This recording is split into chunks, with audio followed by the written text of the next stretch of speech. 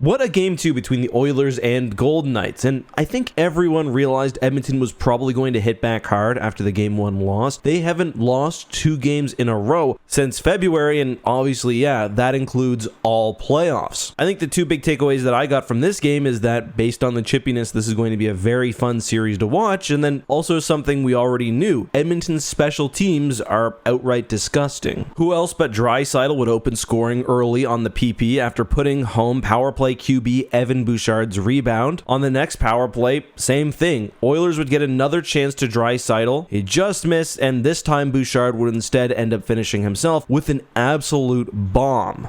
Legalize nuclear bombs. Special teams would show up for Edmonton in a different way, as on their next penalty kill, McStickcheck would grab the puck, turn up to 11, take the contact, and slip the puck under Brossoit. And look at this fan, he's just so demoralized by this goal. Draisaitl would pop a second home in the first after what I would describe as a calamitous scene in front of the net following a big Mark Stone hit. And look at this play. Haig drives the Edmonton player right into Brossoit, who is out of his crease. The play for some reason would be challenged, but the goal would stand. McDavid on a 2-on-1 almost got another point to start the second, and Skinner did see a little bit of action and was overall great this game. McDavid would get one more power play goal as he gets the puck in the circle and finishes with this nice little sort of unexpected short side shot, and that would pretty much take us to the final score. Barbashev would add 1, and the Edmonton Oilers would win 5-1. Now, there was a lot of nonsense on this one. At the end of the second, we saw several scraps across the ice. My favorite is just Kane feeding body shots just next to the wall, and this would again boil over near the end of the game. And I mean, that's kind of what you expect when you beat someone by 4 goals as cleanly as Edmonton did here in the playoffs. But honestly, the scrappy game that Vegas played here plays really well into Edmonton's strengths. Not only are they deadly on the power play, but they're tougher than we've seen in the past. With Kane stepping up, they've got Ekholm now. Costin can take care of himself. So the Oilers, I think, are looking good in this playoffs. Draisaitl now has 13 goals, which is just absolutely ludicrous. McDavid up to 5, and there still are, I think, some concerns about Oilers' depth scoring. Still no goals for Nugent Hopkins, Darnell Nurse, though he had a good chance tonight. Kane is still at 3. Draisaitl is really running the ship right now, and I don't know if that's a sustainable way to find success in the playoffs. But those are just my thoughts. Let me know what you thought about the game down below.